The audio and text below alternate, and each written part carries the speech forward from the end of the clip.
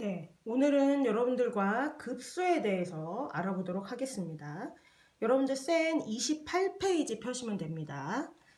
처음 이제 개념 내용이 뭐라고 나와 있냐면은 급수의 수렴과 발산이라고 나와 있죠. 네, 우리가 이 전 단원에서 수열의 수렴과 발산에 대해서는 이해를 해봤었는데 이 급수의 수렴과 발산이 무엇을 의미하는 건지 한번 그 앞에 있는 내용하고 연결지어서 한번 생각을 해볼게요.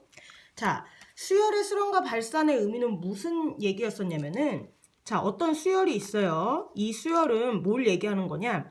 자, 첫째 항, 둘째 항, 셋째 항 이런 식으로 쭉 나열을 해서 숫자들이 하나하나 이렇게 나열돼 있는 거죠.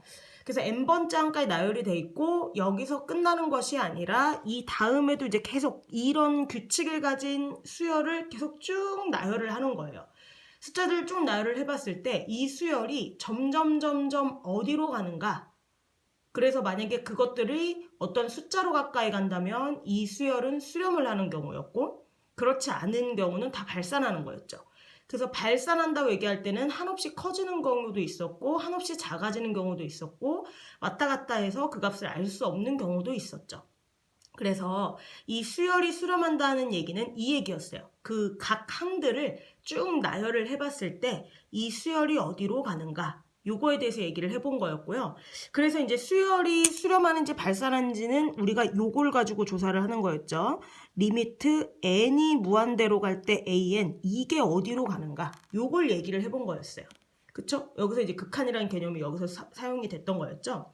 자, 근데 급수라는 거는 뭐냐? 여러분도 여기도 나와 있다시피 수열 AN의 각 항을 이제 여기 항들이 다 있는데 이거를 어떻게 한 거? 플러스로 연결한 식. 다 더하라는 거예요. 이걸 다 더한 게 급수래요. 자, 무슨 얘기? 자, 지금 이렇게 수열들이 각 항들을 가진 수열들이 있는데 얘네들을 다 어떻게 해요? 더한다고요. 이렇게.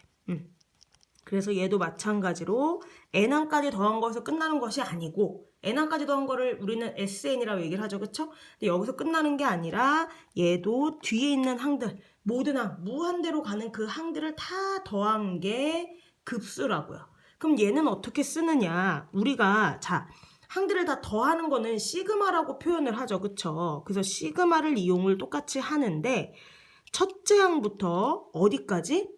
n항까지도 아니고 어떻게 계속 무한히 그래서 여기가 무한대까지 그죠? 그리고 an 그럼 우리가 의미를 한번 생각을 해보면 n이 1일 때 첫째 항 더하기 둘째 항 더하기 셋째 항 더하기 해서 어디까지? 무한대까지 계속 더해라 이런 뜻이라고요. 이게 결국엔 뭐가 된다? 급수의 뜻이에요. 기호로 이렇게 나타낸다는 거예요. 왜 이렇게 나타내는지는 여러분들을 이해할 수 있겠죠. 그쵸? 네. 자, 그런데 부분합이라는 개념이 밑에 나와요.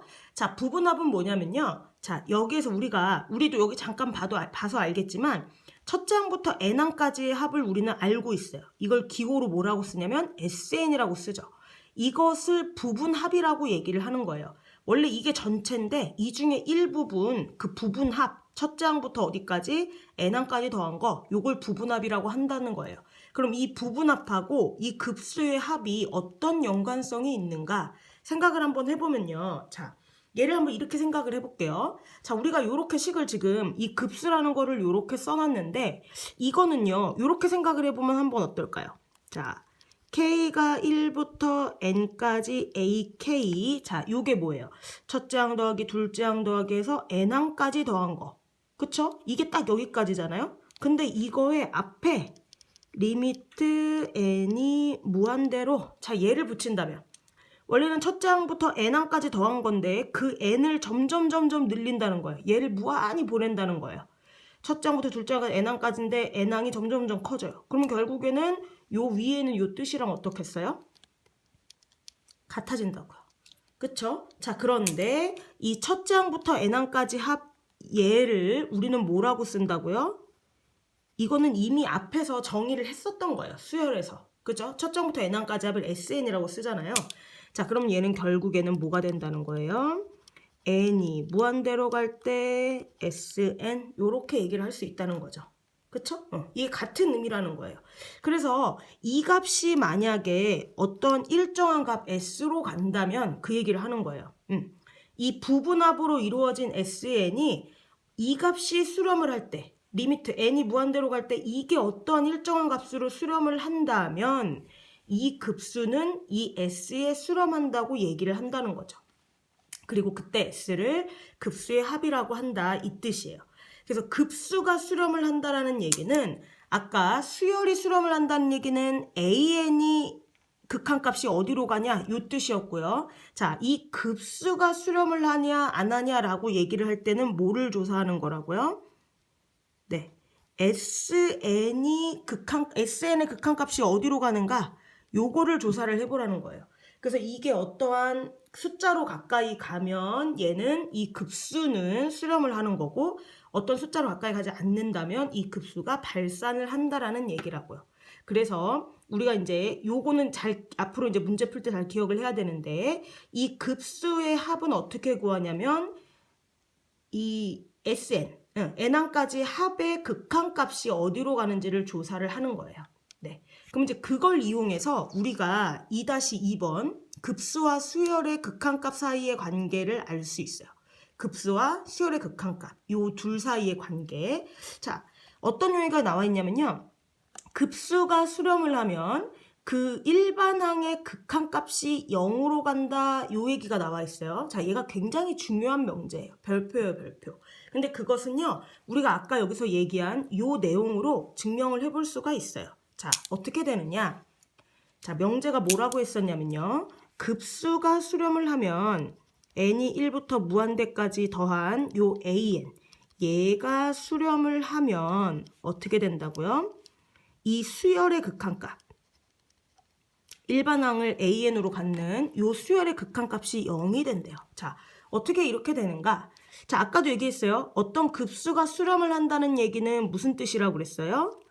이 부분합, an에 대한 부분합, 첫째 항부터 n항까지의 합, 요 합의 부분합의 극한값이 어떤 값으로 가까이 가는 것을 이 급수가 수렴하는 거라고 얘기한다고 그랬어요.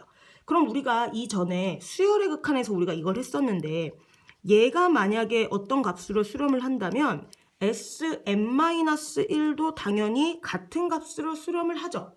우리가 이게 리미트 an이 어떤 값 알파로 수렴을 하면 an 플러스 1도 수렴하고 an-1도 수렴하고 뭐 이런 거에 대해서 얘기했었어요. 그죠? 네, 요 얘기예요. 자, 그런데 an이라는 거는 우리가 이전에도 또 알다시피 sn에서 sn-1 뺀 거죠. 그쵸? 그렇기 때문에 리미트 n이 무한대로 an은 리미트 자, 요 an 자리에 sn-sn-1 요렇게 쓸 수 있다고요. 그쵸? 리미트는 따로따로 써줄 수 있다고 그랬죠. 자, 그래서 결과적으로는 n이 무한대로 sn- 리미트 n이 무한대로 sn-1이 돼서 얘네들은 둘 다 어디로 간다고요? s로 간다고 그랬어요. 그러면 결과적으로 뭐가 되겠어요? 리미트 an이 0이 됐겠네요. 그래서 요 명제가 성립을 한 거예요, 지금. 그쵸? 급수가 수렴을 한다면 그 부분합의 극한값이 다 어떠한 값으로 같은 값으로 간다는 얘기니까. 그런데 an은 sn-sn-1이라고 쓸 수 있어서 지금 요런 과정을 거쳐서 결과적으로는 an의 극한값이 0이 된다는 거죠. 자, 별표 100만 개요, 100만 개. 네, 굉장히 중요한 명제예요. 자, 그러면 이거에 어떤 명제가 성립하면 우리는 반드시 대우가 성립한다라는 걸 알고 있죠. 네, 그 내용이 여기 두 번째 내용이에요. P면 Q이다가 성립하면 대우, not P면 not Q이다. 그래서 극한값이 0이 아니라면 이 급수는 수렴하지 않는다. 다시 말해서 발산한다. 요런 얘기가 되겠죠. 그쵸? 그리고 이거 여기서 굉장히 또 중요한 것 중에 하나가요. 1번의 역은 성립하지 않아요. 역은 그냥 가정과 결론만 바뀐 거죠. 극한값이 0이 된다고 해서 급수가 수렴하는 것은 아니라는 거예요. 거기에 대한 반례가 여기 나와 있죠. 네. 그래서 여러분들이 지금 2-1과 2-2에 나온 요 개념은 두 개를 연결을 해서 생각을 해보면 좋겠습니다. 이것들을 이제 확실히 이 개념을 알고 있으면 이제 요거를 가지고 다음에 이제 문제 푸는 것들을 해보도록 하겠습니다. 요 두 가지의 개념, 급수가 수렴한다는 것이 무슨 의미인지, 급수가 수렴한다는 것은 부분합의 극한값이 어떠한 값으로 가까이 간다는 얘기다. 그리고 이것을 이용해서 나온 어떤 명제가 뭐냐? 급수가 수렴을 한다면 이 극한값이 0이 된다는 거. 그리고 요것과 그 대우 관계에 있는 극한값이 0이 아니면 급수는 발산한다. 요 얘기까지 굉장히 중요한 두 개의 개념을 했습니다. 요거를 확실히 기억을 해 놓으세요.